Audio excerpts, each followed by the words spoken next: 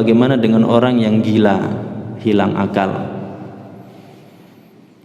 Orang yang gila atau hilang akal tentu sebagaimana disebutkan dalam hadis Rasulullah sallallahu alaihi wasallam, rufi'al qalamu an salasatin, 'anil naimi hatta yastayqidha, wa 'anil majnuni hatta yafiqa, wa 'anis sabiyyi hatta yahtalima. Ada 3 orang golongan yang disebutkan dalam hadis Rasulullah SAW, disebutkan dalam hadis itu rufi'al qalam, diangkat catatan pena itu, artinya tidak dihitung. Kalau dia berbuat dosa, maka dosanya itu tidak dicatat, tidak dihitung. Itu disebut rufi'al qalam, dicatat angkat catatan pena itu. Dari mana? Dari 3 orang atau 3 kelompok. Pertama, anin naimi hatta yastayqidha, orang yang memang karena tidur.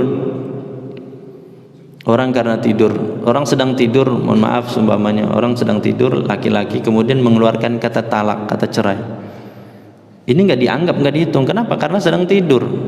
Anin naimi hatta yastayqidha. Kalau dia sudah sadar, sudah terjaga, sudah terbangun, nah barulah mulai dihitung. Kalau dia mengatakan sesuatu, ada konsekuensi hukumnya.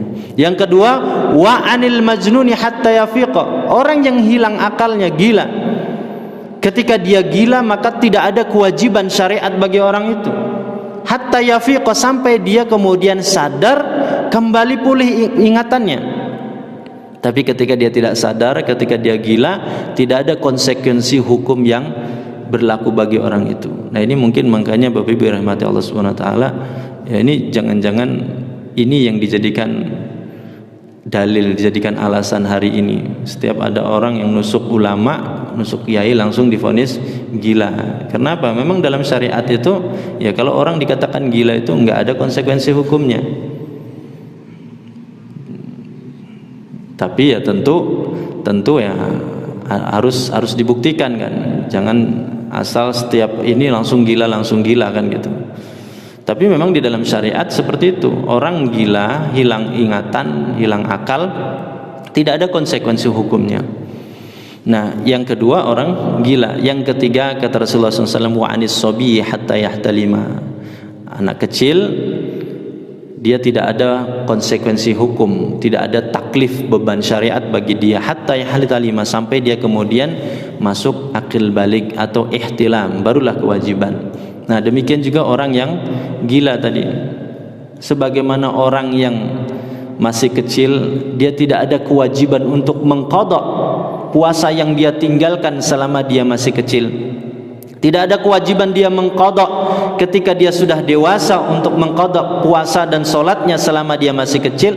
Demikian juga orang yang gila, selama dia gila, hilang ingatan, maka selama itu tidak ada kewajiban bagi dia untuk mengqadha, mengganti atau membayar fidyah puasa yang dia tinggalkan. Kewajiban dia, kalau memang Allah takdirkan dia sembuh, dia sadar, dia sehat kembali, normal kembali, maka sejak saat itulah sudah mulai kembali kewajiban beban syariat bagi dia.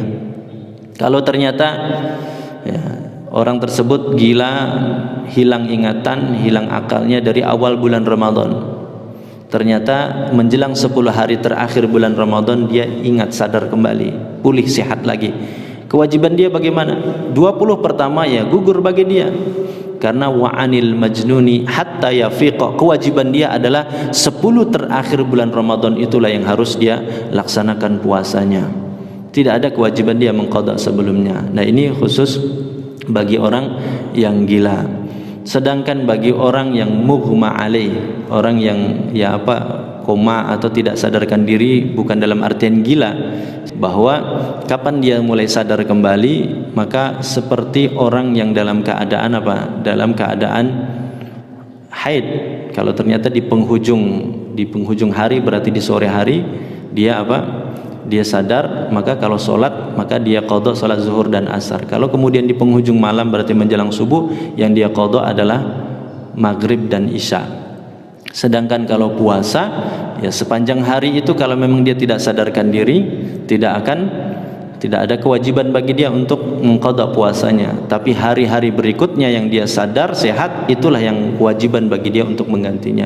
Ada pendapat, tetapi ini pendapat mengatakan bahwa kalau orang tersebut di malam hari sudah berniat untuk puasa bulan Ramadan untuk hari esoknya, tapi ternyata setelah terbit matahari kemudian hilang ingatan, dan selama itu dia tidak makan dan tidak minum, ada pendapat mengatakan sampai sore, sampai berbuka tetap dinilai, dihitung. Tetapi ini pendapat, sekali lagi kalau dikaitkan dengan hadis tadi tentu tidak sesuai dengan hadis tadi, sebab orang yang gila hilang ingatan, anak kecil yang belum balik, dan orang yang tidur hilang ingatan, maka tidak ada kewajiban syariat bagi dia diangkat catatan amal itu, baik amal kebaikan maupun amal keburukan. Syukran ya Rabbi, syukran, hadaita qalbi, syukran.